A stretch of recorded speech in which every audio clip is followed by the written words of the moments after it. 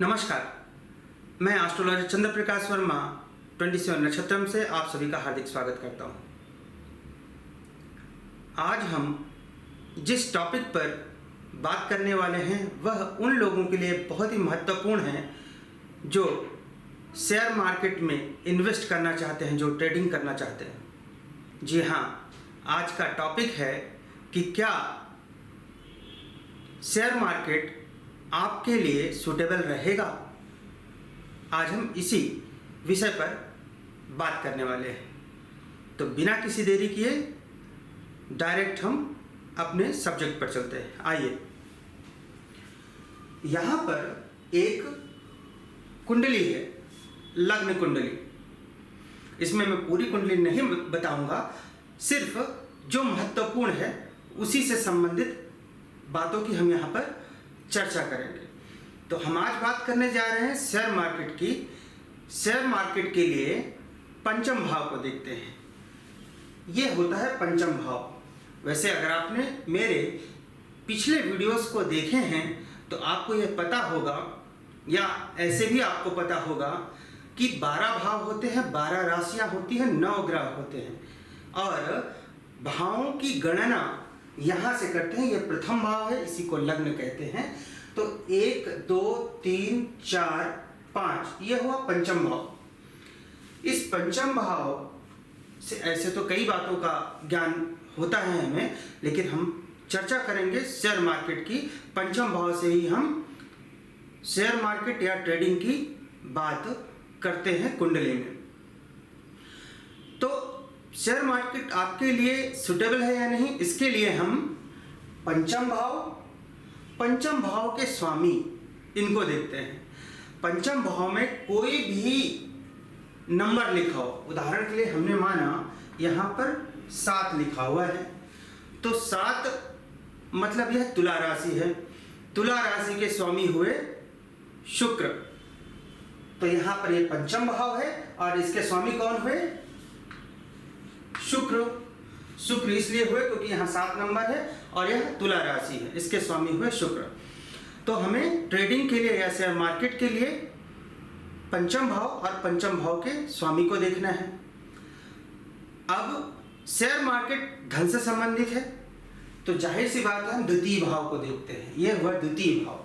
ये प्रथम है, प्रथम द्वितीय, ये धन भाव है। हम द्वितीय भाव को देखेंगे।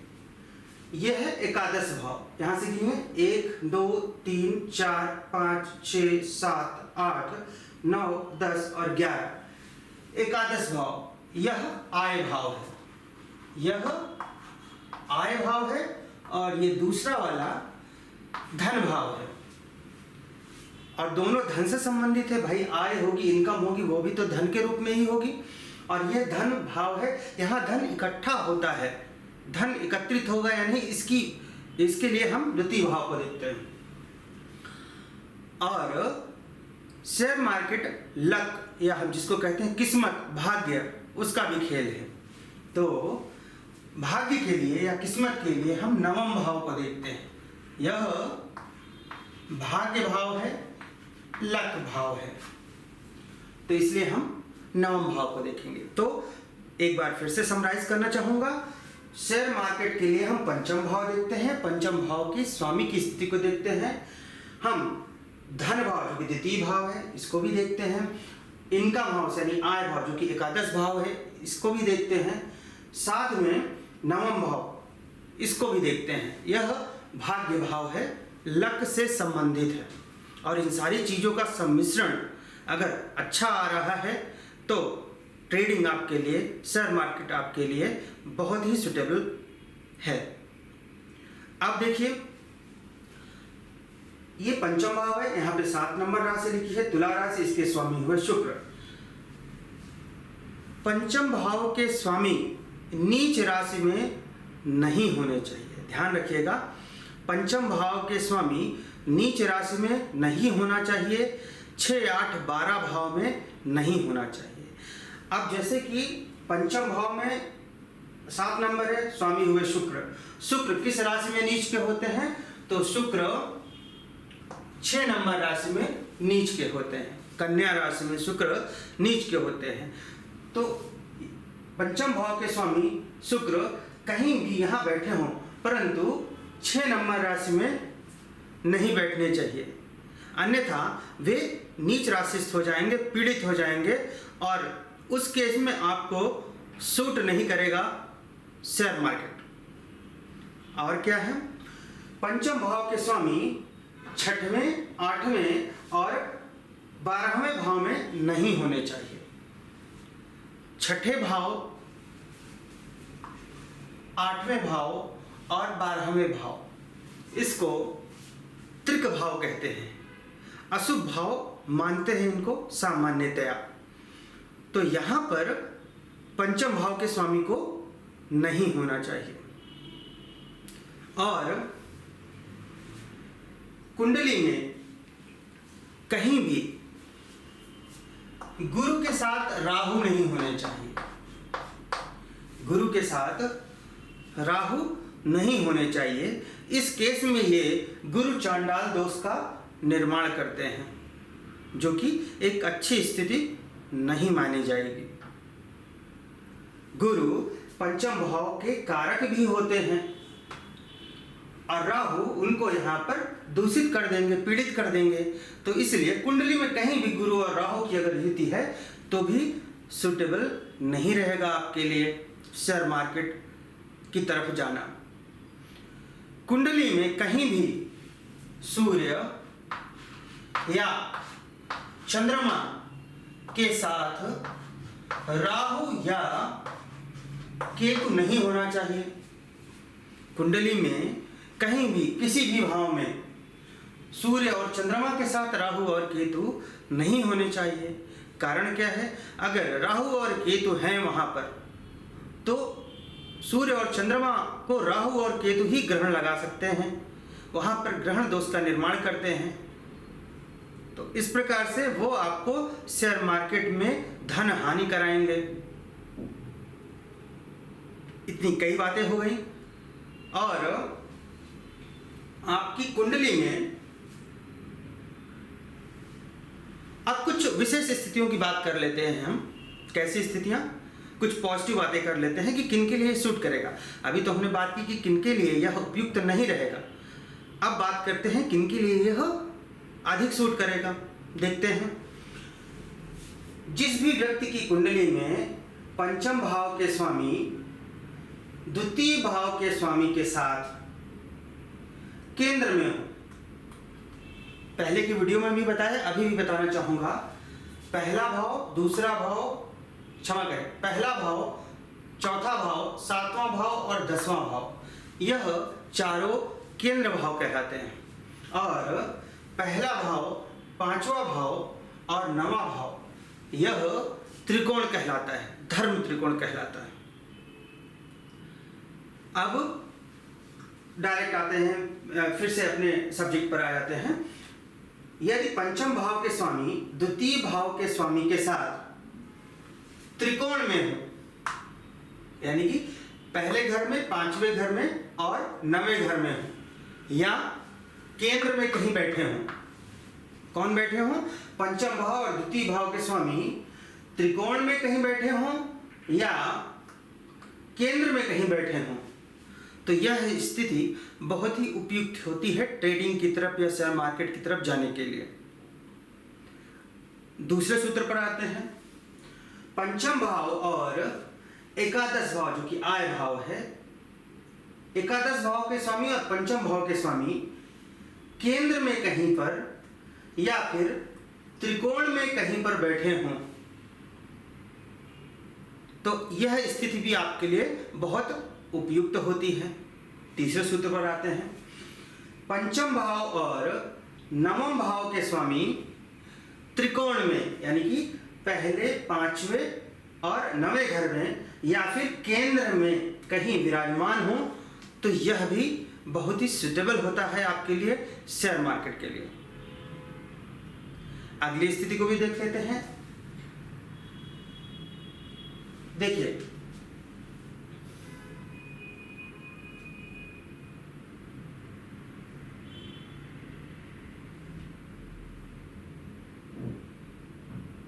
जी हाँ, अगली स्थिति को देख लेते हैं। द्वितीय भाव और नवम भाव के स्वामी त्रिकोण में या फिर केंद्र में कहीं पर भी स्थित हों तो भी आपके लिए प्लस पॉइंट है, आप शेयर मार्केट की तरफ जा सकते हैं। अगले सूत्र पर आते हैं। एकादश भाव और नवम भाव के स्वामी त्रिकोण में या फिर केंद्र में कहीं पर भी स्थित हों तो भी यह स्थिति बनती है ट्रेडिंग के लिए, शेयर मार्केट के लिए। हमने छोटे छोटे यहाँ पर कई महत्वपूर्ण सूत्र देखे। एक बात का आपको ध्यान रखना है, जहां पर भी ये दोनों ग्रह बैठ रहे हों, जो भी मैंने अभी सूत्र बताए, वहां पर किसी नीच राशि में ये लोग ना बैठें, इस बात का ध्यान रखना है। भले ही वे त्रिकोण में बैठें या केंद्र में बैठें, जो मैंने अभी बताया कि इन दो ग्रहों की युति यहाँ बैठनी चाहिए, यहाँ विराजमान होनी चाहिए, परंतु वे नीच राशि में नहीं होने चाहिए। इस बात का विशेषकर ध्यान रखना है। और क्या ध्यान रखना है, जो भी दो ग्रह, पहली बात तो पंचम भाव के स्वामी जो हैं वे अंश बल में बली हों तो बहुत अच्छी बात है। अंश बल में बली हो, इसके लिए एक सामान्य सा सूत्र याद रखें, 15 अंश के आसपास हो तो अधिक बली कहलाएंगे। तो पंचम भाव के स्वामी और जो दूसरे ग्रह इनके साथ बैठ रहे हैं, अगर दोनों अंश बल में बली हैं तो अति उत्तम। इसके बाद और एक सूत्र पर आ जाते हैं। अगर राहु कुंडली में शुभ हो, राहु कुंडली में शुभ हो और किसी भी प्रकार से पंचम भाव या पंचम भाव के स्वामी पर दृष्टि डाल रहे हो, यह स्थितियां तो होनी ही चाहिए जो मैंने अभी आपको बताई हैं। उसके साथ ही साथ राहु शुभ हो और उनकी शुभ दृष्टि पंचम भाव या पंचमेश पर पड़ रही हो, या फिर केतु जो शुभ हो और उनकी शुभ दृष्टि पंचम भाव या पंचमेश पर पड़ रही हो, तो भी ये आपको अचानक से बहुत सा धन लाभ कराते हैं। और शेयर मार्केट में अचानक से ही लाभ होता है, तो यह आपके लिए शुभ रहेगा। अब प्रश्न आता है कि आखिर राहु या केतु शुभ कब होंगे, अशुभ कब होंगे। देखिए, राहु और केतु माहौल अनुसार फल देते हैं। अगर राहु जिस राशि में बैठे हैं, राहु और केतु की स्वयं की कोई राशियां नहीं हैं, उदाहरण के लिए मान लिया यहाँ पर 6 लिखा है, उदाहरण के लिए आप समझिए 6 लिखा है और यहाँ पर राहु बैठे हैं, यहाँ पर बुध भी बैठे हैं। अब देखिए, राहु 6 नंबर राशि में बैठे हैं, 6 नंबर राशि बुध की है। बुध यहीं पर बैठे हैं अपनी राशि में, 6 नंबर राशि में बुध उच्च के होते हैं। अब राहु किसके अनुसार फल देगा, राहु अपनी राशि के अनुसार फल देगा, जिस राशि में वे विराजमान है। तो राहु कन्या राशि में है और कन्या राशि के स्वामी की स्थिति बढ़िया है, बहुत बढ़िया है, तो यहाँ पर राहु शुभ फल देंगे। या बुध इसी प्रकार कहीं और बैठ जाएं अच्छी जगह पर, 6-8-12 में ना हो, नीच राशि में ना हो, तो भी ठीक ही रहेगा। तो राहु यहाँ पर शुभ फल देंगे। यहीं पर राहु, उदाहरण के लिए आप मानिए कि राहु यहाँ पर 8 नंबर राशि लिखी है और राहु बैठ गए। 8 नंबर राशि में राहु नीच के होते हैं, उस समय इनकी अशुभ दृष्टि पड़ जाएगी, अशुभ दृष्टि कहलाएगी। तो इस प्रकार से तो जो मैंने अभी आपको पॉइंट बताया था वो क्या था कि राहु शुभ स्थिति में हो और उनकी दृष्टि पड़ जाए। अब राहु की दृष्टियां कौन सी होती हैं, राहु या केतु की गुरुवत दृष्टियां होती हैं, यानी कि 5, 7 और 9। अब राहु अगर यहाँ पे बैठ जाए मान लिया, तो यहाँ से आप गिनिए 1, 2, 3, 4, 5, 5वीं दृष्टि यहाँ पर डालेंगे। या फिर राहु यहाँ बैठ जाएं, यहाँ से अपनी 7वीं दृष्टि डालेंगे। या फिर राहु यहाँ बैठ जाएं तो राहु अपनी 9वीं दृष्टि डालेंगे।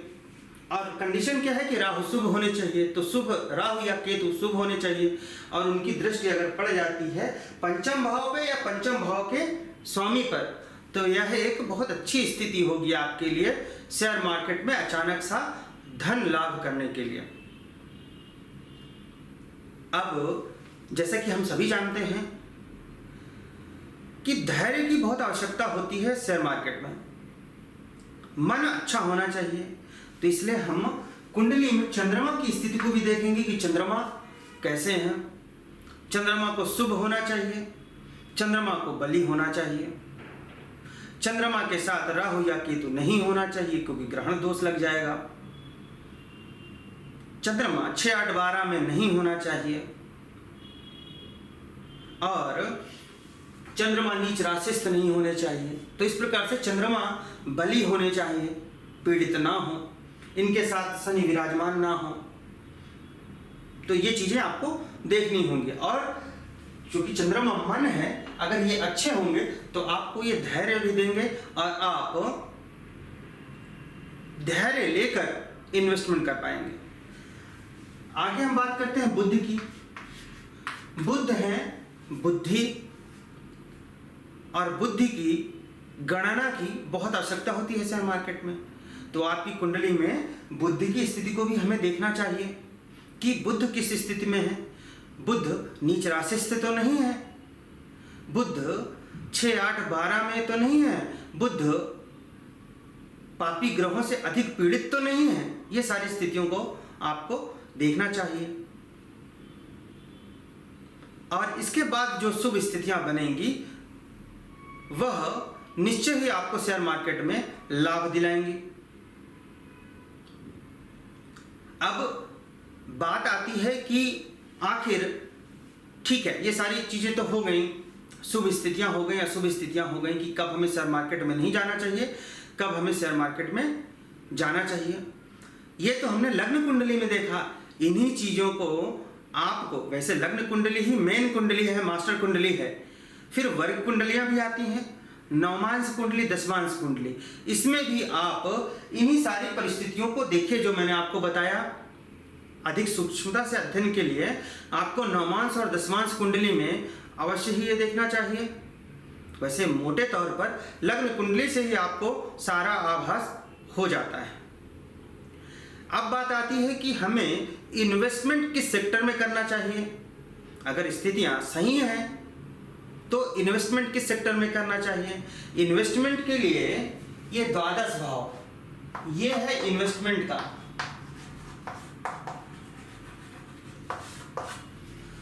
द्वादश भाव यानी 12वां भाव कुंडली का, वो इन्वेस्टमेंट बताता है कि आप कहां पे इन्वेस्टमेंट करें। यहां पर जो भी ग्रह बैठे हों उसके क्षेत्र में इन्वेस्टमेंट करना चाहिए। उदाहरण के लिए यहां पर अगर गुरु बैठे हैं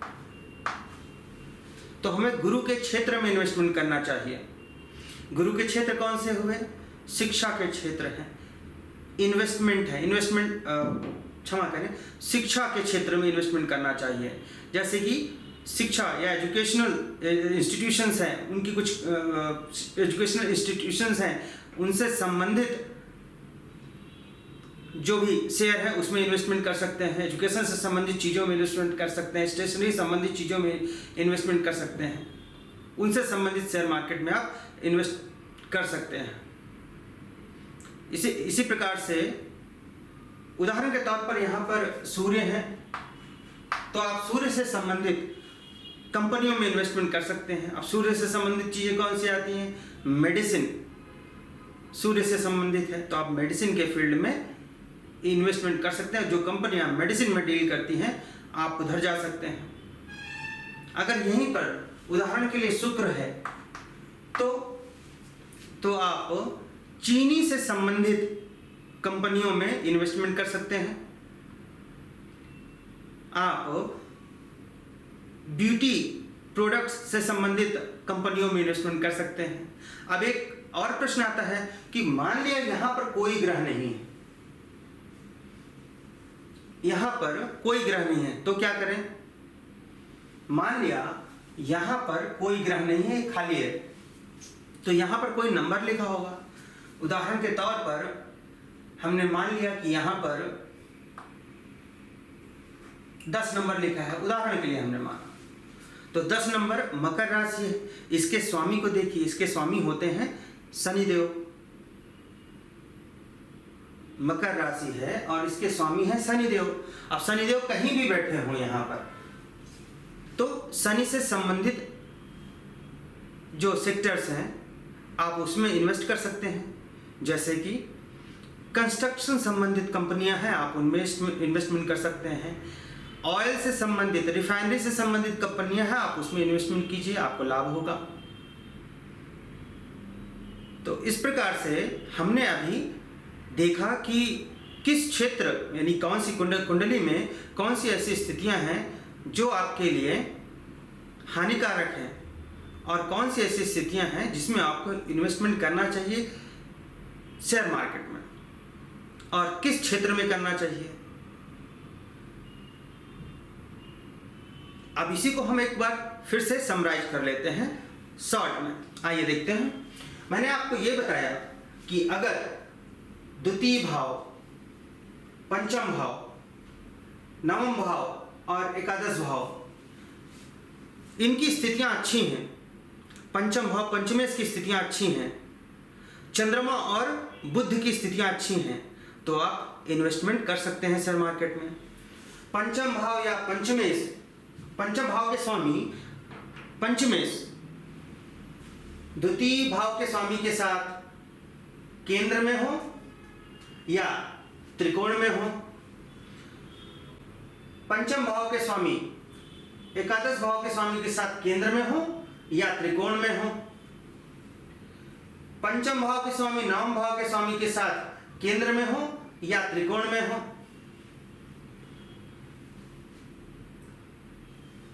द्वितीय भाव के स्वामी नवम भाव के स्वामी के साथ त्रिकोण में हो या केंद्र में हो, और एकादश भाव के स्वामी नवम भाव के स्वामी के साथ केंद्र में हो और त्रिकोण में हो, और पंचमेश की स्थिति अच्छी होनी चाहिए, पंचम भाव की स्थिति अच्छी होनी चाहिए, पंचम भाव पर किसी अशुभ ग्रह की दृष्टि नहीं होनी चाहिए, चंद्रमा अच्छी स्थिति में हो, नीच राशिस्थ ना हो, चंद्रमा के साथ राहु केतु ना हो, सूर्य के साथ राहु केतु ना हो, गुरु के साथ राहु केतु ना हो, किसी नीच राशि में बैठे ग्रह की दृष्टि पंचम भाव या पंचमेश पर ना पड़ रही हो, शुभ राहु की दृष्टि पंचम भाव या पंचमेश पर पड़ रही हो, ये स्थितियां हैं जब आप इन्वेस्टमेंट कर सकते हैं शेयर मार्केट में। अगर सूर्य के साथ राहु या केतु हैं, चंद्रमा के साथ राहु या केतु हैं, सूर्य या चंद्रमा के साथ शनि हैं, पंचमेश 6, 8, 12 भाव में बैठ गए हैं, पंचमेश नीच राशिस्थ है, ये सारी स्थितियां हैं जब आपको इन्वेस्टमेंट नहीं करना चाहिए। किस क्षेत्र में इन्वेस्टमेंट करना चाहिए उसके लिए मैंने बताया कि द्वादश भाव में जो ग्रह बैठे हैं उसके अनुसार आप इन्वेस्टमेंट करें, लेकिन इस बात का ध्यान रखें कि द्वादश भाव में जो ग्रह बैठे हैं वे नीच राशि के तो नहीं हैं। मान लिया यहाँ पर 10 नंबर लिखा है और यहाँ पर गुरु बैठ गए हैं, गुरु 10 नंबर राशि यानी मकर राशि में नीच के होते हैं, तो गुरु से संबंधित चीजों में आप इन्वेस्टमेंट ना करें, आपको हानि होगी। इस प्रकार अगर यहाँ पे कोई ग्रह नहीं है, 10 नंबर यहाँ पे लिखा है, तो स्वामी हुए शनि, शनि नीच राशि में नहीं होने चाहिए। शनि नीच राशि में कहाँ होते हैं? 1 नंबर राशि में होते हैं। तो यहाँ मान लिया इसके स्वामी यहाँ बैठे हुए हैं, मैंने कहा था कि यहाँ पे कोई ग्रह ना हो तो इसके स्वामी अनुसार इन्वेस्टमेंट करें, परंतु यहाँ पर देखिए इसके स्वामी शनि देव नीच राशिस्थ हैं, 1 नंबर राशि में शनि नीच के होते हैं, तो शनि से संबंधित कंपनियों में इन्वेस्टमेंट कीजिए, वहां पे आपको लॉस हो सकता है। तो इस प्रकार से मैंने 2 बार आपको यहाँ पे सारी चीजें बता दी हैं, रिवीजन करके आपको बता दिया है। आप इन चीजों को, इन बातों को अपनी कुंडली पर अप्लाई करके देखिए और आपको पता चल जाएगा कि ट्रेडिंग या शेयर मार्केट आपके लिए उचित है या अनुचित है।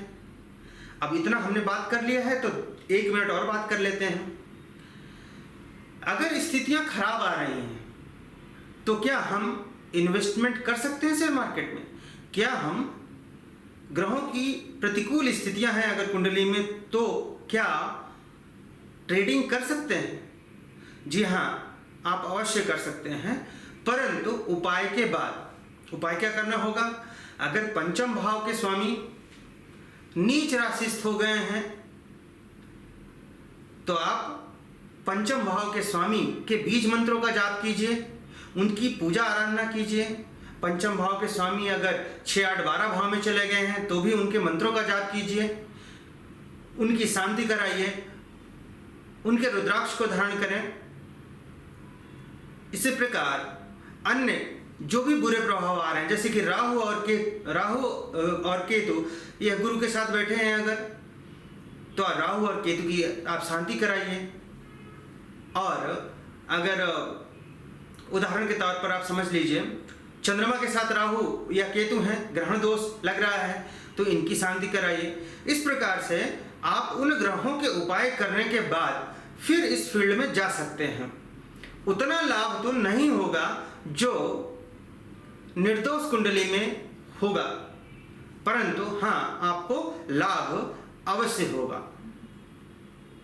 तो आप ये जरूर करें।